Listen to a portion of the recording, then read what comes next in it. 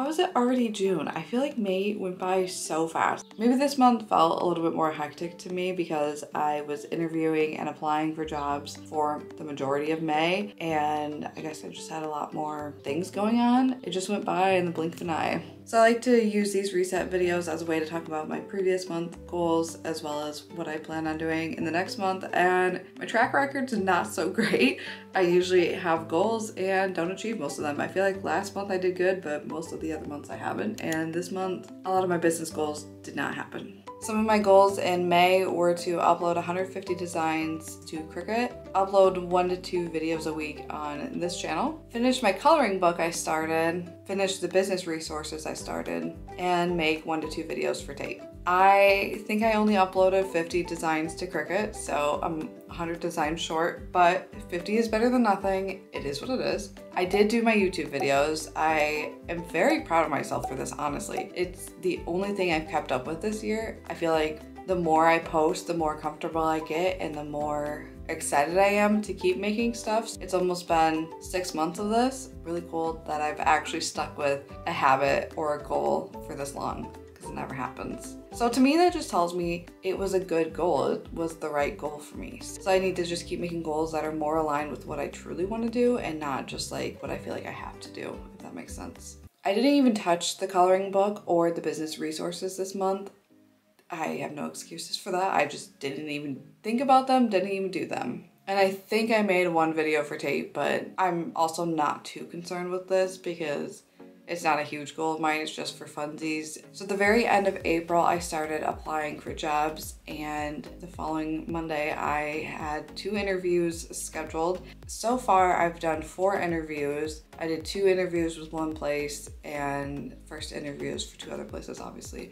I've applied to a lot of jobs and I'm getting a lot more picky with them. I'm not really totally sure what my dream job would be. I'm mostly looking for something that is part-time, but if it's full-time, it has to be something I truly, truly love, but mostly just looking for part-time. I would love to do something with social media or video editing, but we'll see what happens, I guess. So because of that, I have had to go shopping for new clothes. I've had to prepare for interviews. I've had to do the interviews. I've had to spend time applying for jobs, and all that stuff takes up time away from all these other business goals I had, which is fine. I'm okay with that. But then at the end of the month, when I see that I've done hardly anything for my business, it makes me kind of feel bad. But you know, it is what it is, and I guess I'm not too worried about it. Some goals I have for June are to upload to Cricut. And I know you might be thinking, Jordan, you just massively failed at this. Why would you do this again? I want to make time to design, and I'm hoping that this month I actually do have time, but we'll see. I would like to obviously continue with 1 to 2 videos a week on this YouTube channel, but I would like to get ahead and not always have to be scrambling to get that video uploaded. I started posting videos for TikTok Shop as an affiliate, and I have a financial goal for that, and I don't know, we'll see what happens with that. I'm trying to not be super salesy and annoying and like an ad, and instead just be like a sense of calm and inspiration on TikTok, and not, you need to buy this right now, just here's the coloring page I'm coloring right now, you know? So we'll see what happens with that. Both my TikTok shop and my Amazon storefront have been doing well the past month, so it'll be interesting to see how it does with a full month going at it versus just like a week, 2 weeks. I got some vacations planned. I've got a garden to tend to. I've got some books I need to read. Really this month, I just hope that I feel relaxed and get some family time in and maybe get a job. We'll see what happens.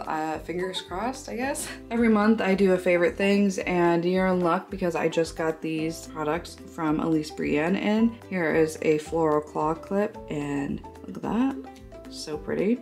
I also got a paint by number, and it came in this beautiful box, and it's the Rainbow Garden one, which was inspired by Taylor Swift's Grammy dress, so very cool, and it's gonna be super pretty. I'm excited to work on this. I also pulled this out. I got this for Christmas and I totally forgot about it, so I think I might start that. And I can't forget to mention that Kendra came out with another coloring book, and she is now doing left-handed binding on her spiral journals and coloring books. This was such an unexpected tiny joy, not hitting my hand when I'm drawing is just something I didn't expect to make me happy. And yeah, so I've done a few pages already. It's a super cute one. And I actually went live on TikTok for the first time with this coloring book. I actually did this page on live, and the birds were just out chirping and it was so relaxing. I was gonna keep this short and sweet, but I just remembered I usually talk about books I've read, so let me go pull up my Goodreads and tell you about some of the recent books I've read. The first book I finished was First Lie Wins, and this wasn't like a super thrilling book. I wouldn't consider this like an amazing thriller, but the ending was very surprising to me, and I think it wrapped up really good. I mean, I'd probably give this like a 3. It wasn't anything special, but I didn't hate my time reading it either, so it's just in the middle for me, and if it sounds interesting to you, I'd recommend it. Then I read The Breakup Pact. I got this as an ARC, and I gave it a 2 out of 5, and I think that's generous. I really struggled with this. I think I actually DNF'd it. I tried really hard. I just could never get into it. I don't know. The premise is basically fake dating with best friends, and it just was annoying. I don't like when books talk about Twitter and TikTok and like social media so much, and this book did that a lot, and that just really pulls me out of the book, and I just can't get into it. I also read Court of Frost and Starlight, and I'm on the last book right now, but this book I gave a 2 out of 5 because like nothing happened. I just felt like it was a waste of a book. I don't know why it really was there. I feel like it could have been condensed into like a chapter at the beginning of the last book. Most of it just wasn't really all that interesting, so I didn't love this one. It just kind of felt like a waste of time. Then I read Funny Story by Emily Henry, and I gave this one a 3 out of 5. Again, I thought this was just okay. I didn't love it. I didn't hate it. I'm not Emily Henry's biggest fan. Take that with what you will. I really love how Abby Jimenez writes her characters and how they're just so much more interesting. And then Emily Henry's, they just always fall a little flat for me, and they're always a little too boring and one-dimensional, and yeah. Also, I'm from Michigan, and every time she talked about a location or a beach or a store, I was like, I wonder if that's a made-up name or if that's real, and I just kept getting taken out of the story, and obviously that's like just a me issue and not an issue with the book, but still kind of distracted me from the book a little bit. Whew.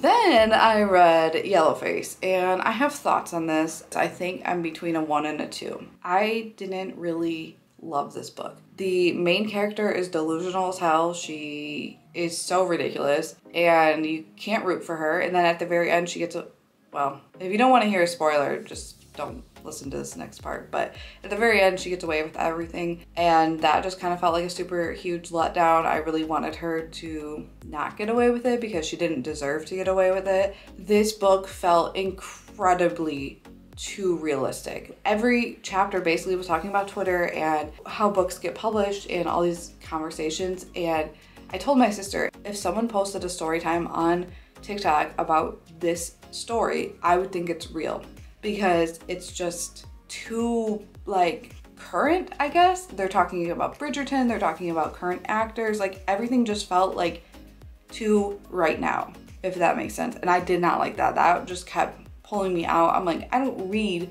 to hear about Twitter feuds. I don't read to be in social media world. I read to escape all of that, and so I don't really love that in books. So that one was kind of a letdown. I'm surprised because it's won like awards and stuff. Maybe there's part of it I just wasn't understanding. I didn't love this one all that much. If you don't mind like real world stuff being mentioned, then I think you'll probably enjoy it. I just really don't like that.